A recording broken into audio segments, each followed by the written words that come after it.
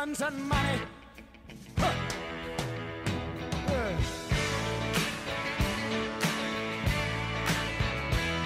Send lawyers, guns, and money. Welcome, everyone, to another episode of Conduct Detrimental. I'm your host, Dan Wallach. Just kidding. It is Dan Lust. Dan Wallach. We'll say duty calls for Dan Wallach. He was unavailable this week, so we decided to do a special episode of Conduct Detrimental. We'll call this the bar exam episode. Essentially, there's a lot of New York test takers in particular. Maybe there's some across the country that are taking the bar this week. Maybe I've just taken the bar, going to take it in a couple weeks.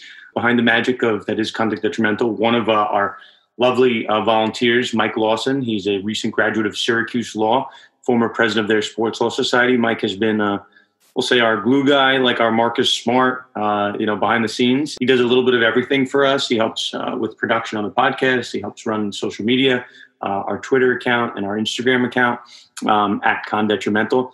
But Mike has been, we've given him some time off as of late. Obviously, this is not a paid gig, so none of us are getting paid. So all volunteer work. But Mike has been fantastic behind the scenes. Without Dan, we were going to skip an episode this week, but we thought this was a great opportunity to get Mike involved, and especially for those law students that are, just taking the bar, or maybe people like myself, young lawyers, or like Dan, old lawyers that want to hear what goes through the mind of someone that's 5 days away from taking the bar exam. We thought it'd be great to have Mike on and just get his thoughts on what has been a completely wild test-taking experience. I know that for those that don't know, the bar is usually in July and February. There's 2 shots at it a year. About in the spring, it got postponed to September, and then it got canceled come July. So it's a completely crazy experience. Mike and I get into it, but, it's almost like, you're running a race and you're told it's going to be a 10-mile race. And then once you get to 10 miles, like, just kidding, it's going to be 30 miles while you're in the middle of the race. So I thought it'd be great to get Mike on. Mike, I was having flashbacks to when I was studying for the bar. Mike has hopped up on coffee 100%. So we're going to get into just the experience and the mindset, and you'll hear it in Mike's tone. Like it's exciting. It's exciting taking the bar, but there is some nerves. 2020 unprecedented. The bar exam software, which I think is really fascinating that Mike's going to get into, is having some technical glitches. We'll say some glitches that are, restricted to people of color, which is definitely going to be a challenge for some, which is tough. It's more just a tech issue with facial recognition software that's having trouble recognizing faces of people of color, which is difficult and stressful, right? When you study for the bar, you don't want any issues to happen, let alone something like that. And Mike was explaining, if you kind of look, if you're taking the bar, because it's all virtual, the bar exam, at least this cycle in New York, if you look to the left, it might flag you for cheating, right? If you're just thinking of a question. So it's really fascinating, but it's going to be great to hear from Mike. Mike has done so much behind the scenes. We'll get into it. Mike is, in addition to all of this, right? Taking the bar is tough. Usually this is the time of the year, right? September, October, where you can look for a job. It's tough. So, I've spoken to Mike candidly, but, it's tough for everyone looking for jobs. It really is. So it's another platform for those potential job seekers, people looking to network. Mike is a really, really smart guy. So we thought it was great to have him on and to repay him for all of his great work behind the scenes. So we're going to get into Mike. Before we talk about Mike, I just want to quickly hit on what I think are probably the 2 biggest stories since we last recorded. I know we had a lot of requests to talk about these 2 topics. So a quick roadmap. We have no Dan Wallach, so it's just me. I'll keep it really tight so we can just get straight to Mike. First one I wanted to hit on quick is the Tyrod Taylor potential medical malpractice lawsuit. And the second one is this federal name, image, and likeness bill that was introduced, bipartisan bill. Anthony Gonzalez is a former NFL wide receiver now in Congress. So he's behind this bill, which is very interesting. So super quick. And then we will get straight to Mike and we'll make this a pretty tight episode. So, first, Tyrod Taylor, just super quick for those that are not familiar with what happened. Week 2, you're supposed to start. Anyone that had Tyrod in fantasy, if you're starting him, it's probably in some type of a 2-quarterback league. But Tyrod was supposed to start. He had a weird chest injury that happened in warmups, which I thought was odd. We didn't know what it was. Monday, Sunday, we don't know what it is. Monday, Tuesday, and I believe Wednesday, Adam Schefter comes out with a tweet that the team doctor I think the term is accidental puncture of Tyrod Taylor's lung, starting quarterback of the Chargers, punctured lung, which is, I remember years ago, Tony Romo played on that. But it's not something that a doctor would ever recommend that you plan, right? So Tyrod Taylor, as we sit here, we're really on the cusp of week 4. Tyrod Taylor is still not playing, right? And it's not there's some scrub backup that Tyrod's going to get his job back necessarily. It's Justin Herbert, who was a very high pick in the NFL draft, first-round pick for the Chargers, went to Oregon. He's someone that people say has a very bright future and had an amazing debut week. Tyrod might never get his job back. So if you're looking at a medical malpractice, which is a term that people have thrown around a lot, skip all the way to the fun one. Damages, there definitely are damages here, right? If Tyrod is missing a couple games, maybe he's still getting paid his game check, right? But if that hurts his long-term earnings, right, his earnings for the rest of his career, right, if he had another year as a starter, maybe that would, give him some additional leeway to be a backup in the NFL for a couple more years. And who knows if he can ever play again with a punctured lung? It's not by no means a guarantee. So I've heard any time frame from indefinitely to missing potentially the whole season, but he might not, even if he comes back, right? Herbert, if he's playing that well, they don't want to stunt his development with the Chargers. So it's definitely some interesting element on damages here. Now, I guess from a practical standpoint, duty, breach, causation, harm, Tyrod Taylor, as a member of the Chargers, he's basically a patient of the Chargers team doctor. So you owe a duty to your patient, right? Duty, breach, to not, we'll say, deviate from accepted standards of care when you're administering some type of treatment. So here, the painkiller is being administered. I guess they went through the ribs and punctured his lung. I've had doctors that have DM'd me and saying that is a potentially, we'll say, a known. It's not something that's such a freak accident you could puncture someone's lung. Obviously, you could have some type of injury from a doctor. Maybe it's negligence, but it's not necessarily medical malpractice, right? There's no 100% guarantee that any type of medical procedure is going to go well. So keep that in mind, right? We still don't really know exactly what happened. We just know it was attempted administering of a painkiller and a punctured lung, right? We don't know if the standard, if the doctor actually deviated from the standard of care in the middle of that. So that's really that issue of breach. Causation, I think, is probably not in doubt, right? We know if you punctured your lung, if there was some deviation, it's probably caused by that deviation. So just something to watch for. On an interesting sports level, most states, or all states, are going to have some form of workers' compensation laws. In California, it's pretty restrictive. Normally in California, because Tyrod is a member of the Los Angeles Chargers, California's laws would apply. Usually in California, workers' compensation, regardless if there's medical malpractice, workers' comp is going to be your sole exclusive remedy. That's a fancy way of saying you're not going to be able to go to court. You're going to have to deal with workers' comp and workers' comp alone, which is a percentage of what you make, and it's a very small percentage. It's not designed to make you whole, emotionally, and punitive damage that you could get in the court to make this like a mega lawsuit, like a multi-million dollar loss. It's going to be pretty controlled under workers' comp. Now, the interesting part that people should be mindful of, workers' comp is usually the sole exclusive remedy in California. But if there is an allegation of fraud, you're not bound by these workers' comp exclusive remedies. You can get to a court of law. You can sue for that. The sexy part of those cases, those damages, is long-term earnings. So the only thing I'll point out, again, it's still, I know the NFLPA has announced that they're investigating exactly what happened. But again, I kind of alluded to it, Sunday, right? Adam Schefter he found out what happened, I guess, on a Wednesday, right? Because Adam Schefter is not in the business of holding back a massive scoop like this. This is a huge story for about a week. But while there are people like, Jay Glazer and Ian Rappaport and other people out there ready to scoop him, he would put this out, you would imagine. So 4 days go by and no one has the story. So there's an element, and there's case law to this effect. If there's an element of fraudulent concealment, if there is some effort done by the Chargers to conceal what happened, right? That's what they would call fraud in the law, and that's an exception to get around potential workers' comp limitations. So just keep that in mind. It's not every day you have the NFLPA announcing that they're investigating potential medical malpractice. So keep that in mind. I know there's some misinformation floating around on the internet and on Twitter, different blue check marks that maybe don't necessarily know the ins and outs of tort law, but people are saying that under the new CBA, potentially because players accepted medical treatment, they have no course of action against the team doctor, like zero course of action. Law students are familiar with this. Lawyers, anyone with half a brain would be familiar. That would not be fair, right? If I'm a doctor and I posted this, I thought it was really funny. I'm not sure if anyone else finds my wrestling humor funny, but there's an old video of Vince McMahon in a hospital bed, and Stone Cold is pretending to be a doctor, and Stone Cold hits him over the head with a pan of some sort. Yeah, I mean, if you're the doctor and you smack someone over the head with a bedpan, there is no type of waiver that could occur that would be lawful, right? Public policy is not going to allow a doctor to assault you in a bed, and there'd be no avenue of recourse. That's not going to fly.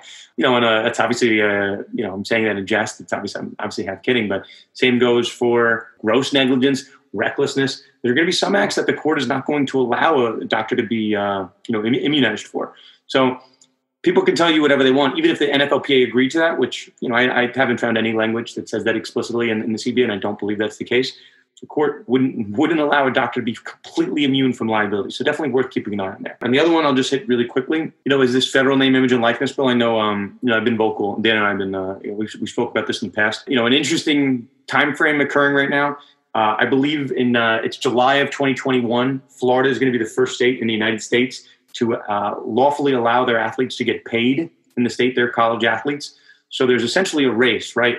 If we go to Florida and there's no NCAA, name, image, and likeness rules, Florida is going to have a massive recruiting edge over all the other schools in the country. all the other states in the country.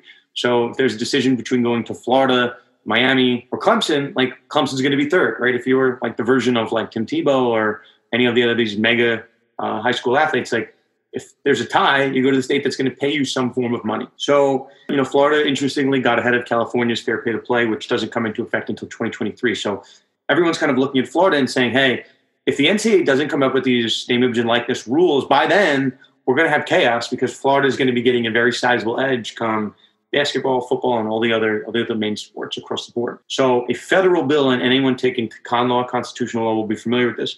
Federalism is the concept of the law, which essentially says states can do whatever they want as long as there's no federal law on point. If there's a federal law that will, no pun intended, that will trump everything else going on beneath. So if there's a federal law, federal name, image, and likeness bill, doesn't matter what the states do. It's going to be overridden by that federal law. So Anthony Gonzalez used to be at Ohio State, got drafted. I believe he was a late first-round pick of the Indianapolis Colts. I know he was on the Colts because I remember him catching passes from Peyton Manning back in the day.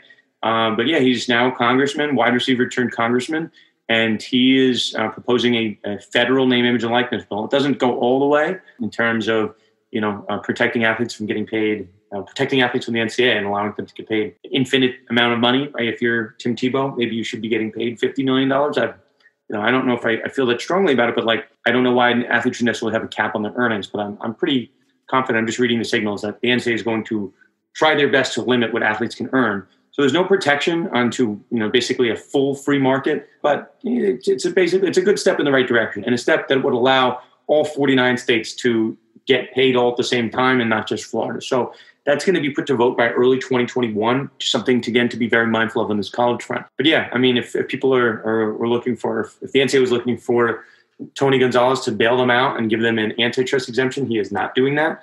This is very much gonna trump what the NCAA is doing and take course. So NCAA might not be happy with it, but they are operating a business or whatever you want to call it in the United States, so they have to be bound by federal law to some extent. The only way they can maybe get around antitrust law and all that fun stuff is if they ever unionize, right? And I think it's called the non-statutory labor exemption. You could get around some of these violations of antitrust law if you had a union, but NCAA is not unionizing anytime soon, as we've seen with the We Are United movement. I know I mentioned this. I spoke to Villanova law students last night, but I just think it's very interesting. There were 3 college conferences that canceled. There were 4 out of 10 college football conferences that canceled. Pac-12, the Big Ten, the Mountain West, and the MAC. Of those 4, 3 had demands served on them by their players. So basically 6 out of the 7 schools that did not get hit with demands didn't cancel. So I'm not one that believes that the decision to cancel football was solely relating to safety. I think it did have something to do with money. I think the decision to return had a lot to do with money. And all of a sudden we saw these players' demands, right, poof, disappear, which I don't believe in coincidences, especially when it happened in the Big Ten. It happened in the Pac-12. The Mountain West came after. So maybe the Big Ten wants to pretend it's all about safety, but Mountain West and Pac-12 are not going to fool us and say that, oh, it's also about safety. We also came to the same conclusion at the exact same time that the Big Ten did. No, I think there are much larger ramifications behind the scenes. So that'll put in the books. Those are really the only 2 topics that they came across my radar. I'm big on the sports front. I will kick it over to Mike. I guess before we go there, I had an announcement. I announced it over on all forms of social media, but I'm accepting a new job with the law firm of Garagos and Garagos in the city. I'm happy to speak to anyone about it. I spoke to Villanova last night. Very much my career path, at least as of late, has been a whatever mantra you want to use, fake it till you make it, dress for the job you want, not the one that you have. And now I'm officially working in a sports and entertainment capacity. Obviously, practice and litigation. I've tried a case. I've done hundreds of positions, but I have not worked in the sports realm officially. Really since I worked for the Giants. I worked for a baseball agency. I did a lot of stuff, but I've been on the periphery. So it's really cool to take a similar path to Dan, who's not here to share this with me. We'll do it next episode. But Dan also went from appellate lawyer to sports gambling attorney, savant, guru, whatever you want to call him. So really exciting to be taking that path as well. So yeah, that being said, I'm going to turn it over to Mike. Mike has a good story of his own, but again, mind you that Mike is very much hopped up on coffee. So yeah, all in all, an entertaining segment with Mike. So with that being said, I will turn it over to Mike, our man behind the scenes, our Swiss Army knife, our utility man. So I'd like to welcome Mike Lawson to Conduct Detrimental. Obviously, the man behind the scenes, Mike, is very involved, but the first time many of our listeners will be hearing from Mike. So, Mike, how's it going? Introduce yourself to our lovely audience.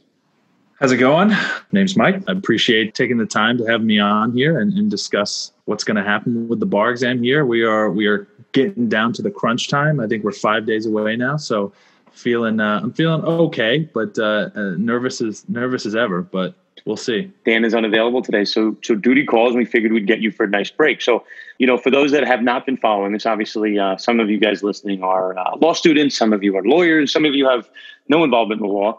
The COVID situation has had we'll say, a disastrous effect on the bar. Some bars were canceled, some are in limbo, some are just kind of all over the place, and some are going forward as scheduled. So, Mike, maybe you can give us a broad picture of, we'll say, the dates of the bar exam, at least, actually, I know you're taking in New York, but maybe as much as you know around the country, how COVID has impacted the bar deadlines.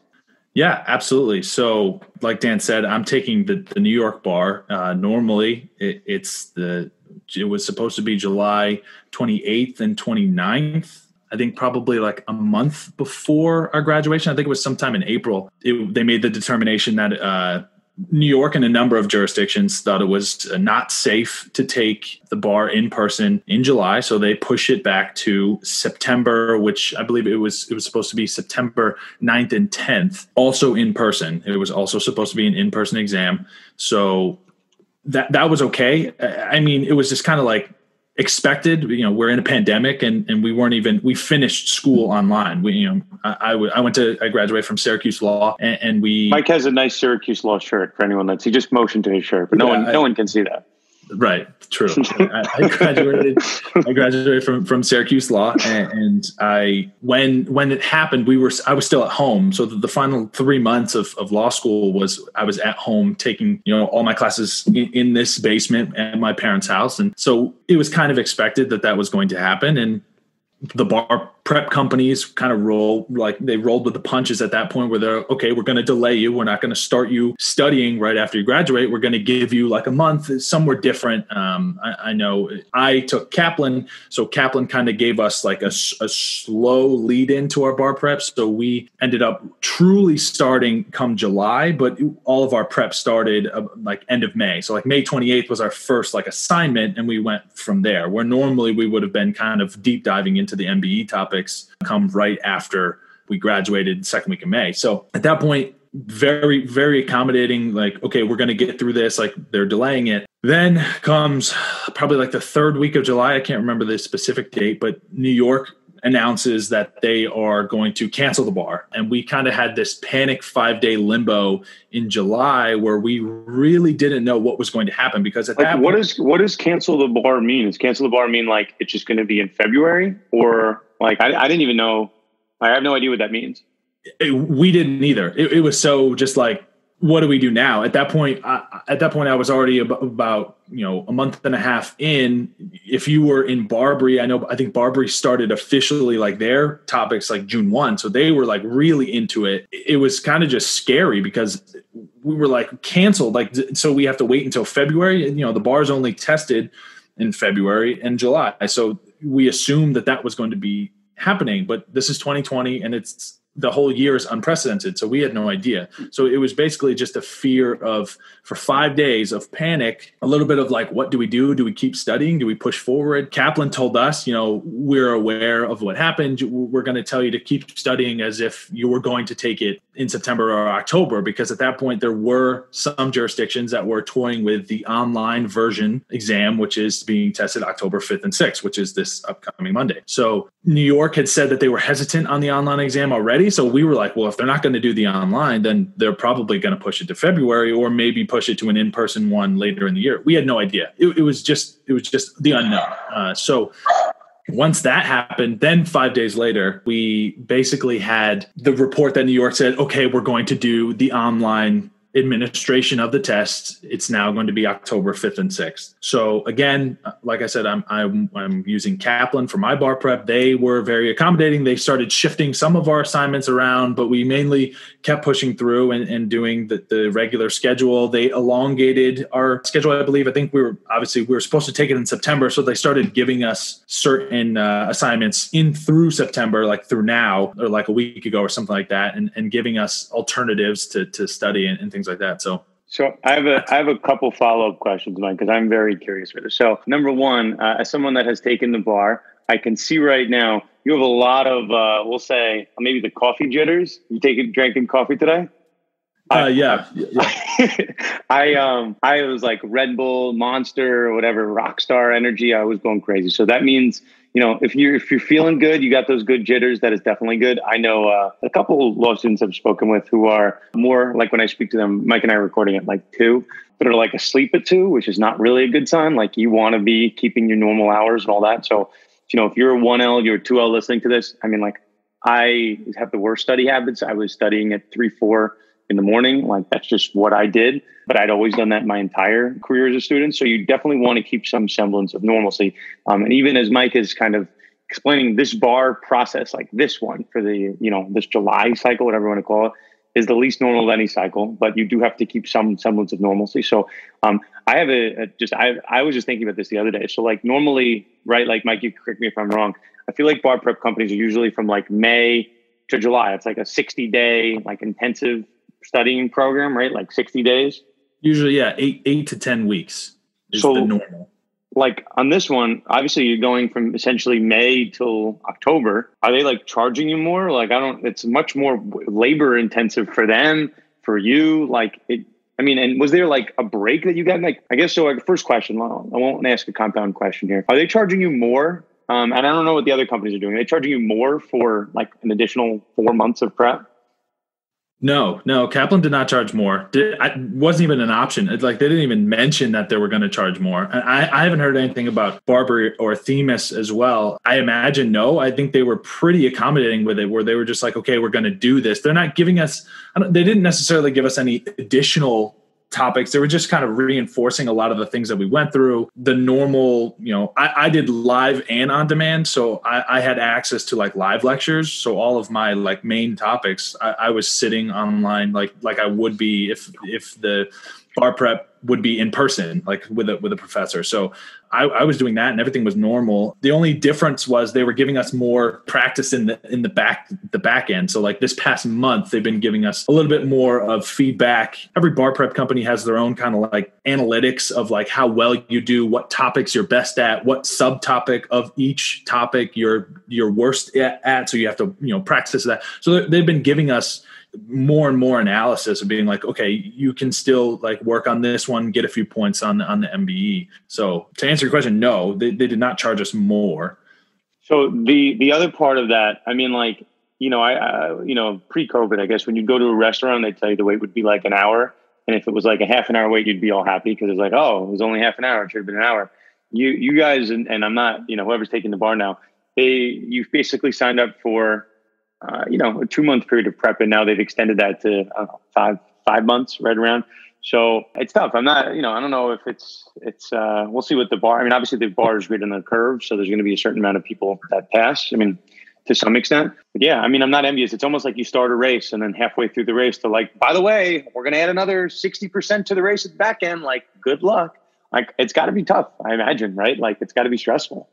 Right. Your analogy with the race, people have been the same with comparing it to a marathon. It's like, we've been told from the beginning, like bar prep study, they always say this. They always will say this. It's a marathon. It's not a sprint. It's a marathon. It's not a sprint. So, but they made it like a double marathon. They made it like the right. Exactly. It's the full marathon from the half marathon. Basically, what happened in July was we had a marathon. We were halfway through the marathon, and then the race marshal came out and said, "Nah, the race is canceled.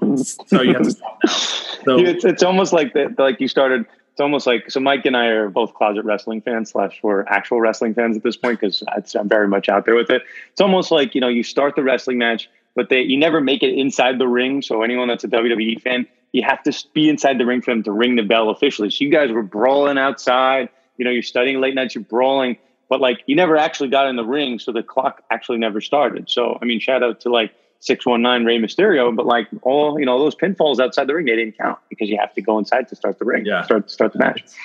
It's a Royal Rumble without a finish. There we go. So, I want to ask you about one more thing. Then I kind of want to shift to jobs, and I want to shift a little bit to your work that you're doing for us over here at Conduct Detrimental behind the scenes. So the one that I thought it's interesting, I have a friend of mine who posts about this a lot, Johnny Carver. Shout out to Johnny. He posts a lot about these different tech issues that are going on with the bar, with facial recognition. Like honestly, I'm fascinated by what's going on. Behind the scenes, I don't think that much attention is being given to what's going on. Like, obviously, the bar has been delayed. Obviously, the bar. We all took the bar in person. The bar is going to be like virtual. Tell me a little bit about what's going on with these tech issues. It's fascinating, but again, like it's not that much has been out there on a public level. Yeah, I think you bring up a good point where the fact that it hasn't been out there, unless you're on Twitter following certain like Twitter pages that are keeping the constant threads of this. You're right. There hasn't been too much on it. More recently, Above the Law, and I think Law 360 have been posting like really good articles trying to give like summations of everything that's happening. The tech issues are definitely an issue. I mean, what's the facial recognition thing that's going on? I feel like I just keep seeing it. When we take the test, our cameras are going to be on and our audio is going to be recorded. So that's to prevent cheating, whatever. There was also like this kind of fear tactic, scare tactic where they really want to make sure that nobody cheats. So if you look away from the camera, if you look up, look down, look wherever, they're kind of just flagging you and assuming that you're cheating. So what they're trying Hold on. So you can't like look up. So what happens is like the system just like shut down on you, like a red screen of death? No, the system has an AI that will automatically flag your video, and then it will be submitted to a person who is going to review the video and determine. This is a mess waiting to happen. It's whatever. It's an absolute mess. It is. It's unfortunate. It's overwhelming. It's scary because this is you've taken the bar. This is the most scary, stressful, exhausting exam that we'll ever have in our entire life. But sometimes if I'm thinking of an answer and I sometimes I'll lean back in my chair and I'll look up at the ceiling. Like I'm not reading, a cheat sheet on the ceiling. I just like to look. But how would someone on the other end? And also, right, like they normally put their bar results out in October, right? It's like a 3-month gap. Right. This human element of like looking at my eyes where I'm going, like that's going to add more time to that, I think, right? Like that's lunacy. Yeah, it's terrifying. I mean, and to add on to the tech of besides the flagging for cheating, they have this facial recognition where I'm not 100% sure on what's going on because I haven't had an issue because I am privileged. I am a white male. So like I don't have any experience with this, but there are minorities and different ethnicities that are going through where the camera is not taking a picture of them or it's telling them because we basically have to show our driver's license and be like, this is me, like confirming you're not taking it for somebody else. And then they take a picture of your face. And like that is, I guess, like the profile picture of your video or audio. I'm not 100% sure, but people are being told that the lighting is too poor or they have to adjust or correct. It's just not taking a picture. It's not facially recognizing different like ethnicities. So that from the beginning is just discriminatory in and of itself. And there are articles about this too, where far more intelligent people than I know exactly what's happening with the technology. But just from that point alone, that standpoint of technology, there's already a discrepancy in the privilege, if you will, of what's happening with this technology, besides the regular technology possibly failing. And like I said, there's the issue of looking away. I also talk. I mouth words. So I read the questions out loud, but we've had to switch to not do that because if we mouth into the camera or are reading or anything audible, they're going to assume that we're talking to somebody else and they're giving us the answer. So that also will flag it and you will also get, possibly. This is a mess. Like, I'm happy I don't know this because, I'd probably do one of my Rob Manfred rants on the bar, but like, that sucks. It's in addition to all the stress, like, the, like whatever coffee fueled nightmares you're having, like I had my Monster Energy and Red Bull nightmares, like you have an extra 2.5 times that. And then on top of it, like, it's got to be nerve wracking, right? That someone could assume that you're cheating at any minute, like, and you're thinking about your head, like, don't read. Like, I'm like you, Mike. When I read an email, like, in my, pre-COVID, when I'm in the office, like, people assume that I'm on the phone because I write, like, I say out loud what I'm writing. It's just the weird tick I have. Yeah, that's miserable. I'm not, not envious of what you guys are going through. So maybe we'll switch gears. We'll transition because I don't want to keep you so long on your last week before the bar. I want to give you a shout out for hustling. Obviously, you got in touch with Dan and I to be a part of Conduct Detrimental 1. You were president of Syracuse Sports Law Society, which probably feels like a decade ago at this point. But in addition to that, you've worked for different sports firms. I know you worked for Dan Worley and Justin Sievert. Worley now general counsel of the Titans, and Sievert has his own head of the college sports practice. I think it's Vela Wood is the new firm he's at. So, Mike, by all indications, I might consider you the most valuable free agent on the sports law market. I mean, somebody else can tell me otherwise, but at least in the Conduct Detrimental family, I feel like you're the most valuable free agent out there. So, Mike, the floor is yours. Why don't you give your pitch to be like the next LeBron the decision?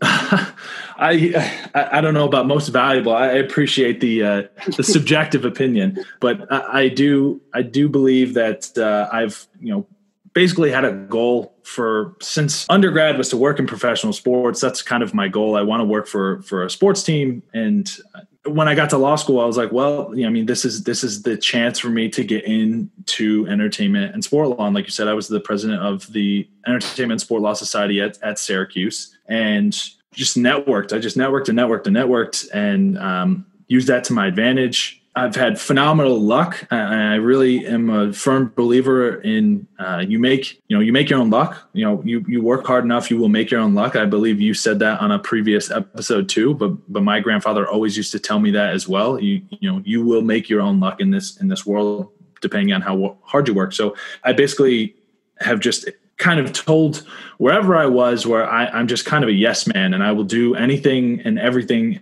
possible to do what you need to get done. And if I can't, I will figure out a way how to do it. And that's just always how I've been.